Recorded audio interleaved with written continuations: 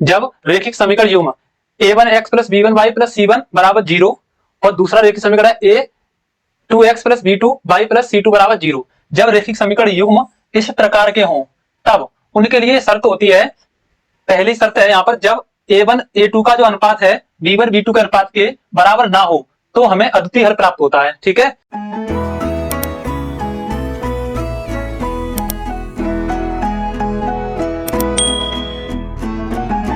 Hello student, मैं अरविंद कुमार आज आपका स्वागत करता हूं अपने YouTube channel AR3 coaching classes में। तो आज इस वीडियो में हम प्रश्नावली 3.5 जो कि दो चर वाले रेखिक समीकरण युग्म से ली गई है, ठीक है, और ये कक्षा 10वीं की गणित से हम आज प्रश्नावली 3.5 का ये पार्ट 1 है। इसमें आज हम प्रश्न नंबर 1 में निम्न रेखिक समीकरण युग्मों में से किसका एक अद्वितीय हल है जिसका कोई हल नहीं है या किसके अपरिमित रूप से अनेक हल हैं, अद्वितीय हल की स्थिति में उसे वज्र गुणन विधि से ज्ञात कीजिए। तो सबसे पहले हम सवाल को करने से पहले हमें यह पता कर लेना चाहिए कि अद्वितीय हल जिसका कोई हल नहीं है, जिसके अपरिमित रूप से अनेक हल हैं, इसके लिए क्या शर्तें होती हैं, कैसे कैसे इनके बारे में थोड़ा समझ लें, उसके बाद में हम फिर वज्र गुणन विधि पर आएंगे। ठीक है, तो यहां पर देखें, जब रेखिक समीकरण युग्म a1x plus b1y plus c1 बराबर 0 और दूसरा रेखिक समीकरण है a2x plus b2y plus c2 बराबर 0, जब रेखिक समीकरण युग्म इस प्रकार के हों तब उनके लिए शर्त होती है, पहली शर्त है यहाँ पर जब a1 a2 का जो अनुपात है b1 b2 के अनुपात के बराबर ना हो तो हमें अद्वितीय हल प्राप्त होता है। ठीक है, ये मैं 3.4 एक्सरसाइज में पहले ये मैं समझा चुका हूं, एक बार वहां जाके वीडियो देख लें, ठीक है, डिटेल से। दूसरी शर्त है यहाँ पर जब a1 अपॉन a2 बराबर b1 अपॉन b2 बराबर c1 अपॉन c2, यानी कि a1 a2 b1 b2 c1 c2 के जो अनुपात हैं वो आपस में सब बराबर होंगे तो रेखिक समीकरण युग्म के अपरिमित रूप से अनेक हल होते हैं। ठीक है, यहाँ पर क्या होंगे, अपरिमित रूप से अनेक हल होंगे।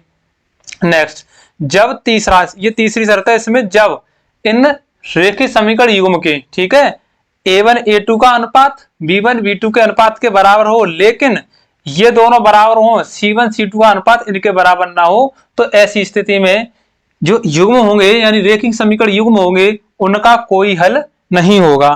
ठीक है, तो ये बात आपको समझ में आ गई होगी। ठीक है, अब आते हैं इसके बाद में हम वज्र गुणन विधि के जो सूत्र है जिसका हम इनमें सवाल करने के लिए प्रयोग करेंगे। तो इसके लिए एक बात याद रख लें, ये बकाव लिखेंगे इस तरह से, और यहां पर इन सब के साथ में 1 यहाँ 2, जैसे कि मैंने यहां लिखा हुआ है। इन दोनों के बीच में जो क्रॉस है इसको x, इस दोनों के बीच में क्रॉस यहाँ पर y, और इन दोनों के बीच में क्रॉस यहाँ पर रखेंगे 1, इन सब के बराबर रखेंगे बराबर का चिन्ह। ठीक है, बीच में। अब क्या करेंगे, यहाँ पर अगर इसको लिखेंगे x बट्टे b1 c2, तो यहाँ पर b1 c2 एरो का चिन्ह से पहले लगाएंगे माइनस, फिर दूसरा लिखेंगे एरो चिन्ह b2 c1। अब ये बराबर ये बाई बट्टे हो जाएगा, यहाँ पर c1 a2 माइनस का चिन्ह लगाएंगे c2 a1, तो c2 a1, फिर यहाँ बराबर का चिन्ह लगाएंगे, इसको लिखेंगे 1 बट्टे यहाँ से a1 b2 माइनस, अब यहाँ से a2 b1। तो ये है इसका वज्र गुणन विधि से, ठीक है, जो सूत्र है जिससे हम इसको इसमें सवाल करेंगे, जिनका अद्वितीय हल होगा उनको इस वज्र गुणन विधि से हल करना है। ठीक है, तो यहां देखें, ये पहला क्वेश्चन दिया गया है इसका, ठीक है, इस प्रश्नावली 3.5 में ये पहला क्वेश्चन दिया गया है और इसमें हमने पहले 2 क्वेश्चन लिए गए हैं, पहला और दूसरा। तो इनमें ये देखेंगे किसका अद्वितीय हल है, जिसका कोई हल नहीं है या जिसके किसी के अपरिमित रूप से अनेक हल हैं, और अद्वितीय हल की स्थिति में उसे वज्र गुणन विधि से ज्ञात करना है, जिसका अद्वितीय हल होगा। इन रेखिक समीकरण युग्म में से मैंने 2 सवाल लिए हैं प्रश्न नंबर पहले में से, तो जिनका अद्वितीय हल होगा उनको हम वज्र गुणन विधि से हल करेंगे। तो यहां पर बढ़ते हैं पहले क्वेश्चन पर।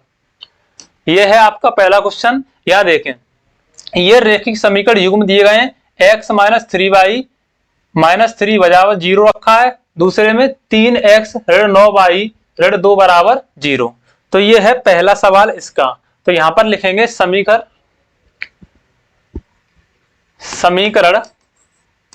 एक, समीकरण एक लिखा है, समीकरण एक की a1x plus b1y plus c1 बराबर 0 से व समीकरण दो की a2x plus b2y plus c2 बराबर 0 से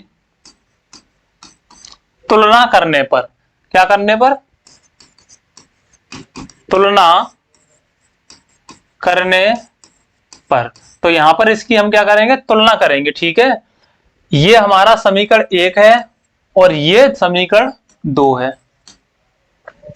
यहां से x का गुणांक एक है समीकरण एक में और यहां x का गुणांक a1, तो यहां से a1 बराबर एक, यहां y का गुणांक b1 और यहां पर y का गुणांक ऋण 3।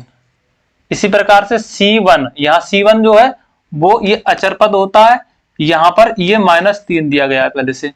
अब दूसरे समीकरण से इसको कर रहे हैं हम, तो यहां पर x का गुणांक a2 और यहां पर x का गुणांक क्या है 3, यानी कि a2 बराबर 3, b2 बराबर यहां से देखेंगे y का गुणांक क्या ऋण 9 है तो ऋण 9 और c2 बराबर ये अचर पद है, c2 का मान कितना है ऋण 2।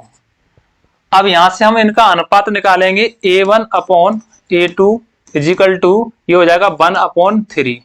इसी प्रकार से b1 upon b2 is equal to ये माइनस का 3 अपॉन माइनस का 9, तो ये ऋण से ऋण कैंसिल, 3 तिया 9, ये हो जाएगा b1 अपॉन b2 यानी कि 1/3। और c1 c2 यहां से ये तो b1 b2 का मान आ गया, c1 c2 का मान, c1 c2 बराबर यहां से ऋण 3/2, तो यहां ऋण से ऋण ये भी कैंसिल हो जाएगा, ये बचेगा 3/2 या c1 अपॉन c2 का मान। अब यहां हम देख रहे हैं कि a1 upon a2 b1 upon b2 इन दोनों का मान कितना आ रहा है 1/3 1/3, तो यहां से a1 अपॉन a2 बराबर b1 अपॉन b2, लेकिन इसका मान कितना c1 अपॉन c2 का मान है 3/2, तो ये इनके बराबर नहीं है, ये इसके बराबर नहीं है, c1 अपॉन c2। अब ये यहां पर हमारी कौन सी शर्त लग रही है, तीसरी शर्त लग रही है, जो कि मैंने इसमें आपको यहां पर बताई है। यहां देखें, ये तीसरी शर्त लगी हुई है, a1 a2 का अनुपात b1 b2 के अनुपात के बराबर है, लेकिन c1 c2 का अनुपात इन दोनों के अनुपात के बराबर नहीं है, तो यहां पर समीकरण युग्म जो होंगे उनका कोई हल नहीं होगा। ठीक है, समीकरण युग्म का कोई हल नहीं है। यहां देखें, अब यहां पर समीकरण युग्म का कोई हल नहीं लिखेंगे, इस स्थिति में, या फिर देखेंगे तब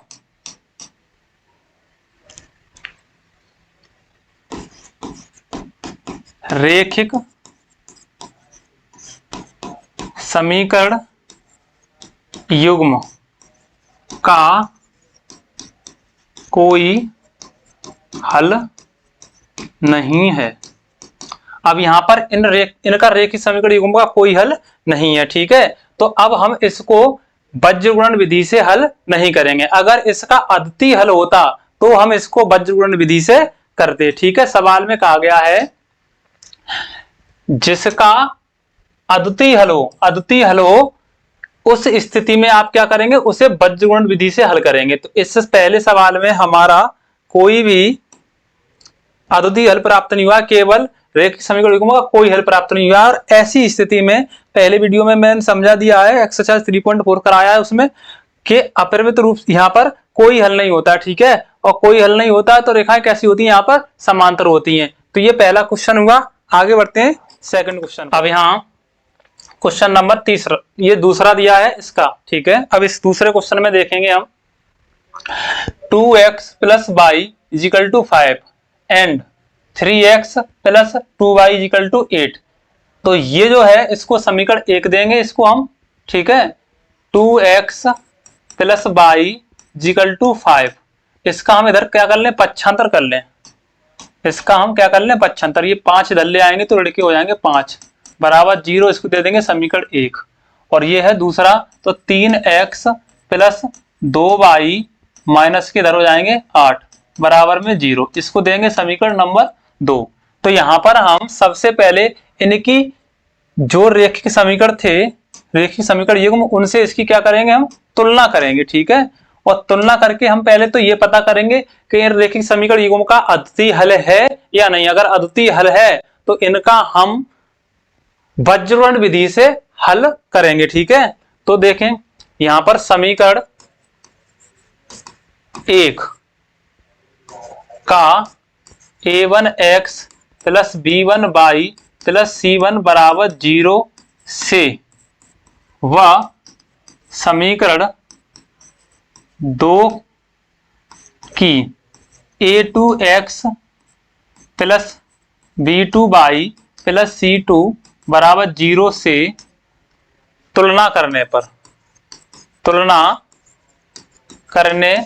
पर यहाँ पर समीकरण 1 की इससे तुलना करेंगे, समीकरण 2 की इससे तुलना करेंगे। तो यहाँ पर तुलना करेंगे, देखें यहाँ x का गुणांक a1 और यहाँ पर x का गुणांक 2 है, तो a1 is equal to a1 बराबर यहाँ से प्राप्त होगा 2, b1 बराबर b1 यहाँ पर y का गुणांक 1 है, c1 बराबर यहाँ पर c1 ऋण 5।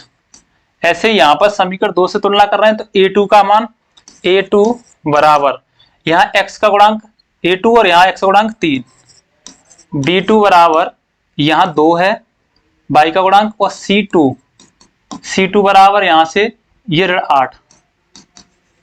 अब हम इनका क्या निकालेंगे, ये पता करेंगे यहाँ से a1 अपॉन a2 बराबर 2/3 b1 अपॉन b2 ये होगा 1/2 c1 upon c2 equal to ये ऋण 5/8, यानी कि इसको ऋण से ऋण कैंसिल कर दोगे तो 5 कितना बचेगा 8।